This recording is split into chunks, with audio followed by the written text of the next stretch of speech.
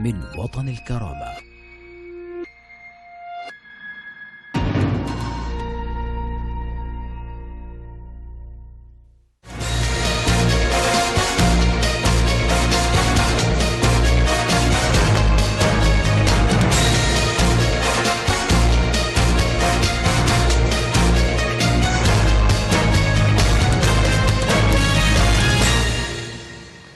Hello, welcome to Watan Al Karama News Service. It is 9 p.m. our time for top stories, and we start with latest news items from Libya. A source at Special Forces confirmed the targeting of an ambulance battalion number 17 in El Mashish district, Botany area. The source added that the car was targeted by terrorist Daesh elements using RPG, wounding the driver at his aid. The source said that the injured people were taken to Al Abyar village hospital to receive the necessary treatments and first aid. Military sources stress that the Arab Libyan armed forces took control of more than a dozen positions of terrorist Daesh group in Sabri and Souq al-Hud district in Benghazi. In the meantime, a medical source at Al-Gala hospital noted that 6 civilians were wounded during a bombing randomly launched by a terrorist Daesh group on residential neighborhood. Parliament Speaker and Chancellor Aguila Saleh Guaido received Egyptian Foreign Minister Sameh Shukri in presence of Foreign Minister Mohammed Dairi and Libyan envoy to the United Nations Ibrahim Dabashi in New York to discuss the situation in Libya. Shukri stressed that his country's people and government pay great attention to the current situation in Libya, adding that his country is closely following the latest developments of Sikhira dialogue. Moreover, he stressed that his country supports the democratic process in Libya and supports the existence of national consensus between the Libyan parties. For its part, Guaido expressed his appreciation of efforts exerted by Egypt in support of the Libyan people to achieve security and stability. In the meantime, Dairi stressed that the depths of joint relations binding the two countries and the two brotherly peoples, as well as the importance of uniting their efforts to fight terrorism. Parliament Speaker Aguila Saleh Guaido met with the Kosovo Parliament Atifa Yahya Agha at the headquarters of Libyan Mission in New York.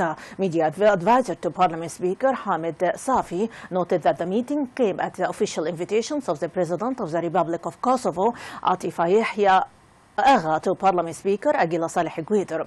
The two sides tackled means of boosting bilateral relations in various fields. U.S. Secretary General Ban Ki-moon hailed the role of Egypt in solving the Libyan crisis by supporting the United Nations efforts to reach an agreement that would allow the formation of a government of national unity. For his part, the Egyptian President Abdel Fattah al-Sisi stressed during his meeting with Ki-moon that Egypt supports the UN envoy's efforts and supports a political solution in Libya in line with the importance of fighting violence and terrorism. The President also stressed the importance of supporting the Libyan legitimate institutions, including Parliament, the government emanating from it, as well as the Arab Libyan armed forces, called on the Security Council to lift the ban prohibiting the arms supply. The toll of the displaced families from the city of Sir to Bani Walid town rises to more than 170 families after terrorist Daesh group took control of Sirte. The head of the Wadi Dinar Charity Association said that families arrived in Bani Walid without any move from legal entities in the city, as the local council and social affairs institutions. He added that only charities that play the role of these legal entities, stressing that they provided families with their needs and housing. The United States is willing to work with Iran and Russia to try to end the Syrian conflict. U.S. President Barack Obama said today that, but insisted there could not be a return to status quo under Syrian President Bashar al-Assad. Speaking at the UN General Assembly, Obama said the United States is prepared to work with any nation, including Russia and Iran, to resolve the conflict. He added at the annual gathering of world leaders, realism dictates that compromise will be required to end the fighting and ultimately stamp out terrorist Daesh group. Obama is scheduled to meet Russian President Vladimir Putin on the sidelines of the gathering for talks that could provide some hint on how it might be possible to end the conflict that has defied years of diplomatic efforts. And now we transfer to the Palestinian crisis. Clashes erupted between Israeli police and Palestinians at Jerusalem's Al-Aqsa compound today. Paramedics reported 3 injuries due to tear gas. No arrests were reported. Palestinians have said they fear that increasing visits by Jewish groups to the holy compound reserved by Jews as a site of biblical temples are eroding Muslim religious and control there. Israel has pledged to maintain Muslim prayers' rights at Al-Aqsa, but citing security concerns have frequently banned young Muslim men from entering the area, which is captured when it seized East Jerusalem and the West Bank in 1967. The area has seen days of arrest at Al-Aqsa over the past several weeks. In a statement, Saib Ariqa, Secretary General of the Palestinian Liberation Organization, called the new rules a mere pretext to justify escalating Israeli crimes against the people of Palestine.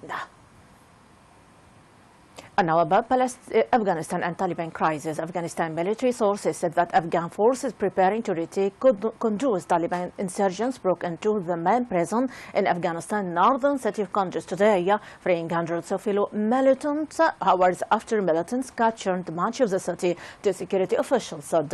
Armed with rocket-propelled grenades, Taliban militants overwhelmed security guards at the jail in Kunduz city center, according to 2 officials there who spoke on conditions of anonymity. Government reinforcements were on their way to try to prevent the city from falling entirely to the Taliban, according to provincial deputy governor who spoke from the city airport after fleeing his office. A spokesman for Afghan Taliban said on Monday its fighters had seized the provincial government headquarters in the northern city of Kunduz and were moving towards the main airport, where some government officials had fled. A senior government official confirmed that the provincial headquarters had fallen into the insurgents, who launched a surprise attack at dawn and quickly swept through the city.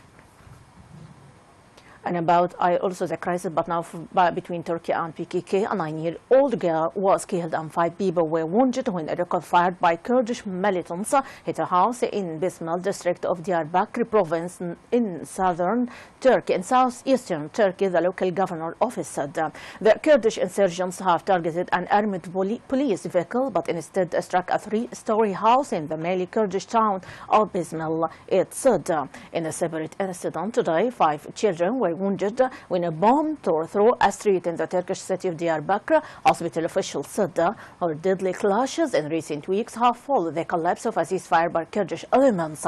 The children were hurt in Diyarbakir's historic district of Sur, scene of recent street clashes between security forces and PKK. A hospital official said the blast was caused by a bomb but did not elaborate. Authorities have sporadically imposed a curfew on Sur, a narrow warren of streets where vehicles cannot pass. It's also home to historic churches and mosques and a Roman-era fortress.